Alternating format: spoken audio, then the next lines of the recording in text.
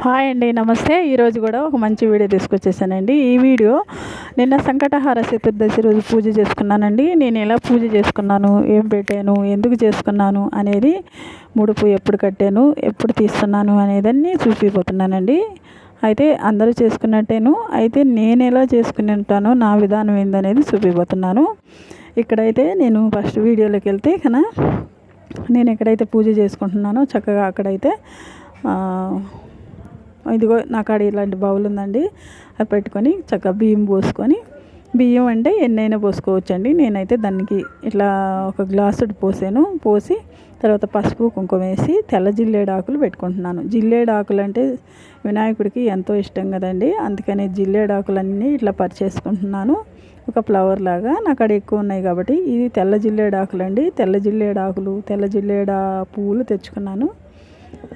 ఇంక ఇక్కడైతే వినాయకుడికి చక్కగా గంధం కుంకుమతో అందంగా బొట్లు పెట్టుకున్నాను, అలంకరించుకున్నాను. తర్వాత తెల్ల జిల్లేడు పువ్వులతో మాల కట్టాను నేను. ఆ మాల కూడా స్వామివారికి వేసాను. ఇక్కడ ఒక తెల్ల జిల్లేడు ఆకు తీసుకొని ఆ తెల్ల జిల్లేడు ఆకు మీద అక్షంతలు, గంధము, కుంకుమ వేసి ఇప్పుడు నేను పసుపు వినాయకుడిని చేసి పెట్టుకుంటున్నాను. ఈ పసుపు వినాయకుడికి కూడా చక్కగా కుంకుమ బొట్టు పెట్టుకోవాలి. తర్వాత ఈ పసుపు వినాయకుడికి కూడా నేను తెల్ల జిల్లేడు పువ్వులతోనే మాల కుట్టానండి. చిన్న మాల కుట్టి వేస్తున్నాను. ఇదిగో వేసాను చూడండి. తెల్ల జిల్లేడు పువ్వులతో మాలలు కుట్టి వేసినాక దేవుళ్ళు ఇద్దరు బాగున్నారు కదండి, చక్కగా ఉన్నారు. ఇప్పుడు నందివర్ధనాలు పూలు ఉన్నాయండి నా కాడ. అవన్నీ కూడా చక్కగా అలంకారం చేసుకుంటున్నాను. మనము ఏ పూజ చేసినా ఫస్ట్ వినాయకుడికే పూజ చేస్తామండి. అయితే ఇక్కడ వినాయకుడి పూజే ఫస్ట్ కాబట్టి, పూజే వినాయకుడికి కాబట్టి మనము చాలా బాగుంటుంది ఇలా చేసుకుంటే. కానీ అయితే చాలామంది ముడుపు కట్టుకొని పూజ చేసుకుంటారండి. నేను కూడా అంతే, ముడుపు కట్టి పూజ చేసుకొని తర్వాత ఉదయాన ఆ ముడుపు తీసి మళ్ళా రోజు ఉదయాన ఆ ముడుపు తీసి ఏదైనా ప్రసాదంగా చేసి పెట్టొచ్చంట. అయితే నేనైతే అలా చేయలేదు. ఇంకా ఇక్కడైతే నేను దీపాలు పెట్టుకొని చక్కగా దీపారాజన చేసుకున్నాను. ఇంకైతే ఇక్కడ పసుపు వినాయకుడికి మనం పూజ చేసుకుంటాం కాబట్టి పసుపు వినాయకుడికి గంధము, కుంకుమ, అక్షంతలు సమర్పించి తర్వాత మనం కూర్చొని పెట్టి ఆహ్వానించిన వినాయకుడికి కూడా చక్కగా పువ్వులు, గంధము, కుంకుమ సమర్పించాను. అయితే ఇక్కడ వస్త్రం కూడా పెట్టుకుంటున్నానండి. నేను అయితే ఈ పూజ అనేది నేను సొంతంగా చేయట్లేదండి. నేను వీడియోలో పెట్టుకొని చేసుకుంటున్నాను. నాకు ఆడ బుక్ లేదు, చదువుకోవడానికి బుక్ లేదు కాబట్టి నేను ఇక్కడ ఆడ చెప్పినట్టు వీడియోలో చేస్తున్నాను. ఇప్పుడు ఆమె వస్త్రం పెట్టండి అన్నారు, అందుకని ఇప్పుడు వస్త్రం పెట్టాను. పసుపు వినాయకుడికి, మామూలు వినాయకుడికి కూడా వస్త్రం పెట్టి మళ్ళీ అక్షంతలు వేసాను. అయితే ఈ పూజ చేయాలంటే రోజు ఒక సంకటహార చతుర్దశి ప్రతి నెలలో ఉంటుందండి. ప్రతి నెలలో వస్తుంది సంకటహార చతుర్థి. ఈ సంకటహార చతుర్థి అనగానే సంకటాలను తొలగించేది అంటాం కదా. వినాయకుడి సంకటాలు లేకుండా పూజ జరగాలని మనం ఫస్ట్ ఏ పూజ చేసినా వినాయకుడికి పూజ చేసుకుంటాం. అలాంటిది ఆయనకే ఫస్ట్ పూజ చేస్తే ఇంకా ఎంత బాగా అనుగ్రహిస్తాడండి మనకి. చాలా మంచిదండి. ఆటంకాలు ఏమీ లేకుండా మన ఇంట్లో ఏ పనైనా జరిగేదానికి ఈ సంకటహార చతుర్దశి పూజా విధానం పూజ చేసుకుంటే చాలా చాలా మంచిది. ఎందుకంటే చేసుకున్న వాళ్ళు కూడా ఎంతోమంది నాకు ఇట్లా చెప్పారు, చాలా బాగుంటుందని. నేను కూడా చేస్తున్నానండి. అయితే నేను ప్రతి నెలలో కూడా సంకటహార చతుర్దశిని అయితే చేసుకుంటుంటాను. మీకు నాకైతే బాగా అనిపించింది. అంటే ఏం అవుతుంది ఏం అవ్వదు అని కాదు, పూజ చేసుకుంటే చాలా బాగుంటుందని నా నమ్మకం, అందుకే చేసుకుంటున్నాను. ఇక్కడ నేను దీపాలు పెట్టుకున్నాను.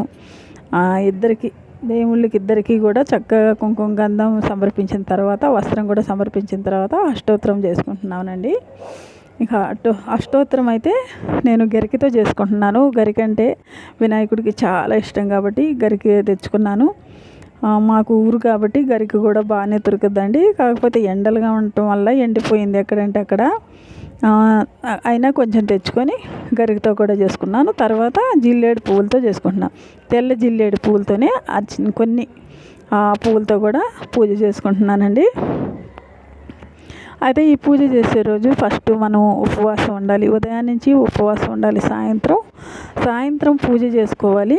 పూజ చేసుకున్న అనంతరం మనం చంద్రుడిని కూడా దర్శించుకోవాలి. ఎందుకంటే చంద్రుడిని దర్శించుకొని రోజు నీలాప నిందలు పడతారు అంటారు కదా, అట్లా మనం అక్షంతలను ఎత్తనేసుకున్న తర్వాత చంద్రుడిని కూడా దర్శించుకోవాలి. అన్ని నియమాలు ఉంటాయి.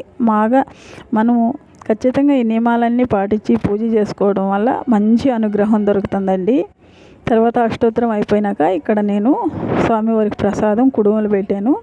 తర్వాత ఎంతో ఇష్టమైన వినాయకుడికి బెల్లం పెట్టాను. ఇంకా నేను వడపప్పు కూడా చేసుకున్నానండి. ఈ 3 ప్రసాదాలు తయారు చేసుకొని చక్కగా స్వామివారికి సమర్పించి తర్వాత తాంబూలం కూడా సమర్పించాను. ఇప్పుడు హారతి ఇచ్చుకుంటున్నాను. నేను మొత్తం వీడియో ప్రకారమే చేసుకుంటున్నానండి. ఇప్పుడు హారతి ఇచ్చుకున్న తర్వాత హారతి మనం తీసుకోవాలి. ముందు స్వామికి చూపించి తర్వాత మనం తీసుకోవాలి. ఇలాగైతే పూజ చేసుకుంటారండి సంకటహార చతుర్దశి. నాకు తెలిసినట్టు నేను ఇలా చేసుకుంటున్నాను. మీరు ఎలా చేసుకుంటున్నారో నాకు కామెంట్ చేయండి. తర్వాత హారతి తీసుకున్న తర్వాత మనం కథ మొదలు పెడతారండి. ఈ కథ కూడా ఉంటుంది.